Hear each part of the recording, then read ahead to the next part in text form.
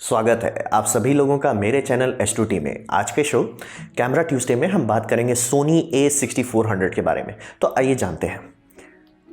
तो ये समझिए ये सोनी का कैमरा है जिस पे ये लोग व्लॉगिंग पे एक अटेम्प्ट करना चाहते थे कि ये व्लॉगिंग कैमरा है और इसे रिलीज़ किया गया है फरवरी 2019, यानी कि बहुत रीसेंट है।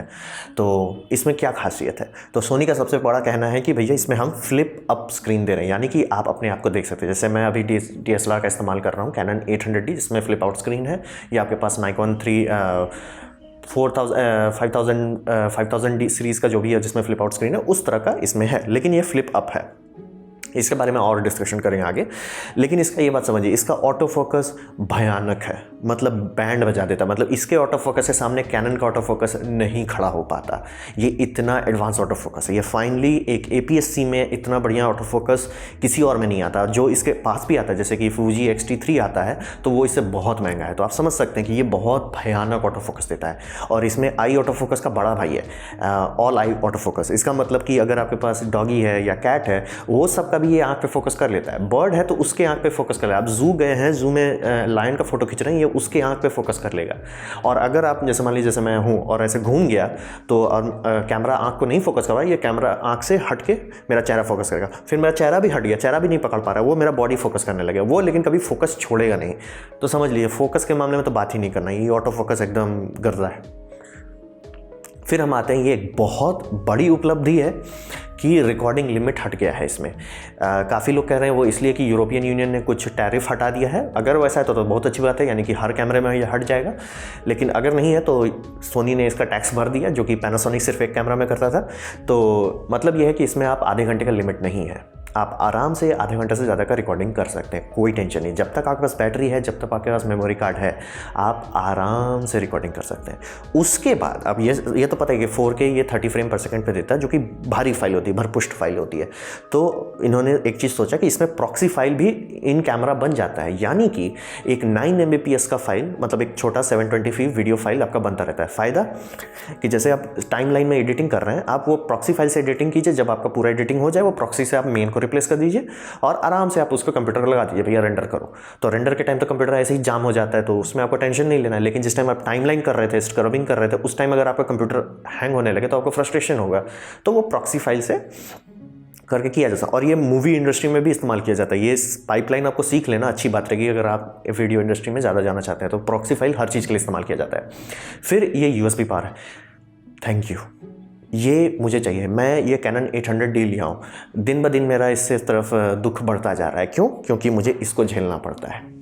तो ये है बैटरी क्रेडल, मतलब बैटरी लो, इसमें लगा के चार्ज करो। काफ़ी लोग कहते हैं कि इसका एक फ़ायदा है कि आप बैटरी का मतलब ये कैमरा इस्तेमाल कर सकते हो और दूसरी बैटरी चार्ज कर सकते हैं। आप ये समझिए, अगर आप सस्ता कैमरा खरीद रहे हैं, जैसे कि 800D या 77D या इवन 80D, ये सब प्रोफेशनल कैमरा नहीं है, और आपके पास नहीं होगा 4-5 बैटरी। मैंने बहुत लोगों के पास देखा है DSLR, लेकिन सबके पास 2-3 बैटरी बहुत कम के पास है। तो जब एक ही बैटरी है आपके पास, तब तो ये एक्स्ट्रा फजीयत हो गया ना। तो इसी कारण से मैं काफ़ी हैप्पी हूँ कि सोनी बहुत दिन से दे रहा है USB, और इसमें भी दिया गया है USB। यानी कि जब आपका अब घर से आए, मतलब आप गए बाहर में, शूटिंग वूटिंग किए, सब चीज़ किए, आए, शांति से USB लगा दीजिए, काम खत्म, चार्ज हो रहा है, कोई टेंशन नहीं लेना है आपको, टेंशन ही नहीं लेना, वो अपना संभाल लेगा, चार्ज हो जाएगा। और काफ़ी लोग का जिनका अच्छा बैटरी बैंक है, यानी कि आप इससे भी चला सकते हैं, वो लोग तो वीडियो रिकॉर्डिंग तक चले जा रहे हैं। यानी कि आपको अब सिर्फ मेमोरी का टेंशन, बैटरी का भी टेंशन खत्म हो जाता है।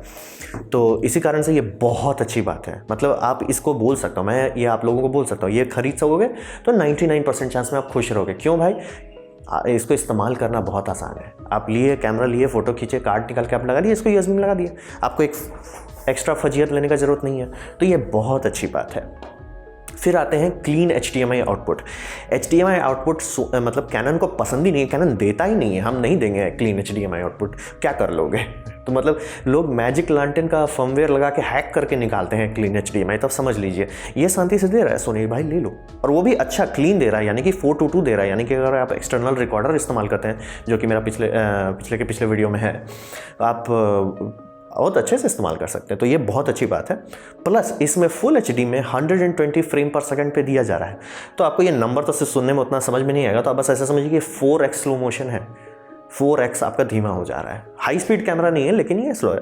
लेकिन सबसे बड़ी बात जिस कारण से मैं खुश हूँ कि ये कैमरा को मैं किसी को बोल सकता हूँ खरीदने, वो इसलिए कि इसका लेंसेस, आप जैसे आज लेंस खरीदिए, लेंस के बारे में मैं हमेशा कहूँगा कि हमेशा फुल फ्रेम खरीदिए और हमेशा अभी तुरंत खरीदिए, क्योंकि लेंस का दाम बढ़ते चला जाता है। जैसे जैसे टाइम होता है लेंस का दाम बढ़ता चला जाता है, लेंस का दाम नहीं घटता है। आपका बॉडी का दाम घट जाएगा, लेंस का दाम नहीं घटेगा, इसलिए लेंस पहले ही खरीद लेना चाहिए। तो अब यहाँ फ़ायदा ये है कि आपको मैं यहाँ एग्जांपल दिखा रहा हूँ फुल फ्रेम का, ये APS-C का। आप देख सकते हैं दोनों का माउंट सेम है, यानी कि आप आराम से अभी फुल फ्रेम क्वालिटी का, हाई क्वालिटी का लेंस खरीद लीजिए, इसको इस्तेमाल कीजिए। जब आपके पास और पैसा हो जाए आराम से फुल फ्रेम में चले जाइए, आपका लेंस बर्बाद नहीं होगा, आपको लेंस में कोई अडाप्टर नहीं लगाना हो, कोई टेंशन नहीं है। ये बहुत अच्छी बात है, यानी सोनी ने जो मेहनत किया है अब उस मेहनत का फल मिलेगा हम लोग को, कि आप आराम से इससे खरीदिए और एक दो फुल फ्रेम ले लीजिए, गाड़ी खोलिए, मतलब एक हल्का ही गाड़ी लीजिए, गाड़ी खोलिए, फिर जब आपके पास और पैसा है फुल फ्रेम लगा लीजिए और बेटर लेंस लीजिए। तो आप समझ सकते हैं ये बहुत बढ़िया बात है कि इसका इकोसिस्टम एकदम रेडी हो चुका है। तो क्या इसमें कोई बुराई है? सबसे बड़ा बुराई है कि आज तक मुझे समझ नहीं आया इनको फ्लिप आउट स्क्रीन क्यों नहीं दे रहे हैं। खैर उसका रीज़न उन्होंने बताया कि हमें कैमरा को एकदम स्लिम रखना चाहते थे। क्यों ये मोबाइल नहीं है भाई, काफ़ी फ्रस्ट्रेटिंग बात है, क्योंकि अगर ये फ्लिप आउट देते तो सोनी का और प्रोडक्ट्स भी बहुत अच्छा बिकता है। जैसे कि ये सोनी के 2 माइक दिखा रहा हूँ, Sony 4 hot shoe mount mic बनाता है जिसमें XLR इनपुट भी मिल जाता है, जो कि काफ़ी बड़ी बात है। तो ये सब माउंट का आप खासियत ये देखते हैं कोई तार नहीं है, क्योंकि वो माउंट में ही पिन लगे हुए हैं जिससे वो डेटा ट्रांसफ़र कर लेता है, पावर और डेटा खुद ट्रांसफ़र कर लेता है। यानी कि अगर आप निकले घर से, आपको बस ये ऐसे लगाना, काम खत्म, आपका कैमरा तालियर, कोई तार उर का झंझट नहीं है। तो बहुत क्लीन इंटरफेस है, लेकिन आप इस्तेमाल नहीं कर सकते क्योंकि फ्लिप होकर ऊपर आ रहा है, यही सब ब्लॉक कर देगा।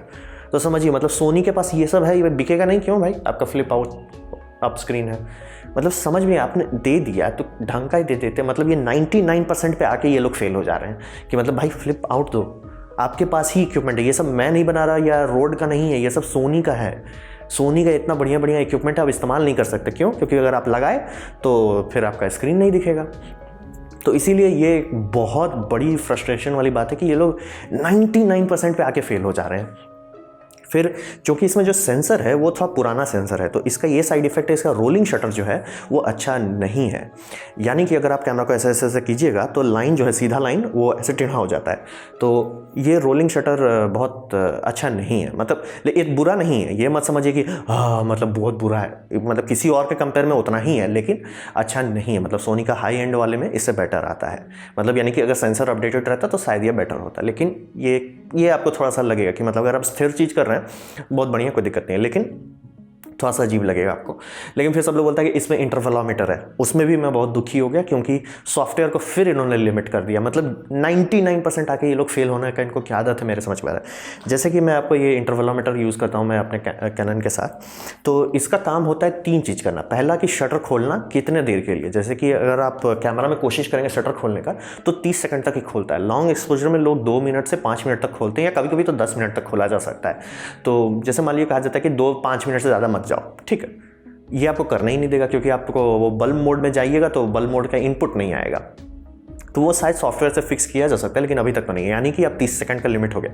तो मैं तो वापस फेल हो गया कि मेरे को 2-2 मिनट का चाहिए। जो आप स्टार्ट रेल देखना चाहते हैं वो जनरली लोग लंबा करते हैं। फिर उसके बाद होता है, वो तो मैंने आपको बताया शटर कितना देर खुलता है। फिर होता है कि कितने देर बाद खोलेंगे, मतलब एक फोटो दूसरे फोटो के बीच में गैप कितना होना चाहिए। इसमें मैं वो गैप कुछ भी रख सकता हूँ, 1 घंटा से लेकर 10 घंटे तक भी रख सकता हूँ। ये सॉफ्टवेयर में ये लोग लिमिट कर दिए कि 1 मिनट। चलो मुझे बल्ब समझ में आता है कि वो सेंसर ओवरहीट करता है, लेकिन ये गैप को क्यों लिमिट कर रहे हैं? ये गैप को लिमिट करना बड़ा अजीब बात है कि मतलब ये 1 मिनट का ही गैप लेगा। मतलब को मान लीजिए आप 1 मिनट के अंदर रहते हैं कि हर सेकंड फोटो लो, ये बोलेगा हम कर लेंगे। आप बोलते हो कि भैया हर 10 सेकंड में फोटो लो, ये बोलेगा हम कर लेंगे। आप बोलते हो हर 2 मिनट पे फोटो लो, ये बोलेगा नहीं भाई हमको हर मिनट ही लेना है। तो ये बड़ा अजीब बात है। और जो इसका सबसे बड़ा फ़ायदा है कि USB पावर है वो ख़त्म हो जाता है, क्योंकि अगर आपको ये इंटरवलोमीटर लगाना पड़ेगा तो वो USB पोर्ट में लगता है। तो यानी आप समझ लीजिए आपको फिर पावर देने के लिए वो बैटरी वाला तिगड़म करना पड़ेगा, जो कैनन में करना पड़ता है। तो इसीलिए मैं थोड़ा काफ़ी दुखी हूँ। मतलब ये सॉफ्टवेयर का चीज़ भाई 99% पे आप आके क्यों फेल हो रहे हो? फिर आप हर जगह भी जो भी YouTube में देखिएगा सब लोग कहते हैं कि भाई iBus नहीं है, iBus नहीं है, iBus नहीं है। मैं उससे उतना दुखी नहीं हूँ, क्योंकि iBus एक महंगी चीज़ है, एक एक्सपेंसिव टेक्नोलॉजी है। A6500 में iBus है और वो पुराना कैमरा है, लेकिन अभी भी उसका दाम 6400 से ज़्यादा है। क्यों? iBus महंगा होता है। आईबस कोई फ्री टेक्नोलॉजी नहीं है, और जिस दाम पे ये आ रहा है उस दाम पे तो कोई और आईबस आपको दे ही नहीं रहा है। तो ये बात कहाँ से आ जा रहा है कि आईबस नहीं है? आईबस एक टेक्नोलॉजी है जो नहीं इन्होंने दी, मुझे उससे प्रॉब्लम नहीं है। लेकिन ये सबसे मुझे प्रॉब्लम है कि भैया फ्लिप आउट दे देते, आपने दिया आधा रास्ते पे क्यों बर्बाद कर दिया? बैड रोलिंग स्टेट, चलो उसके बिना भी आप रह सकते हैं। इंटरवेलोमीटर ये तो सॉफ्टवेयर का, मतलब किसी प्रोग्रामर को बोला गया होगा कि भैया नहीं तुम लिमिट कर दो 1 to 60 सेकंड का गैप। क्यों भाई, उसको लंबा कर दो ना। लंबा करने से फ़ायदा होगा कि आप सस्ता मेमोरी कार्ड इस्तेमाल कर पाइएगा, ताकि वो मतलब रॉ फाइल को अगर वो आप राइट करना चाहते हैं टाइम लगता है, लंबा टाइम दे दीजिए, आराम से कीजिए। तो मतलब बहुत अजीब चीज़ पे लिमिट किया गया है। आईबस का प्रॉब्लम नहीं है, आईबस के बारे में जो भी दुखी हैं वो गलत बात है, क्योंकि आईबस महंगी चीज़ है और कोई आपको और दे ही नहीं रहा है इस दाम पे, तो फिर कहाँ से ये बात आ जाता है? तो फिर कोई भी कैमरा अच्छा हो या बुरा हो, ये उसके कंपटीशन पे डिपेंड करता है।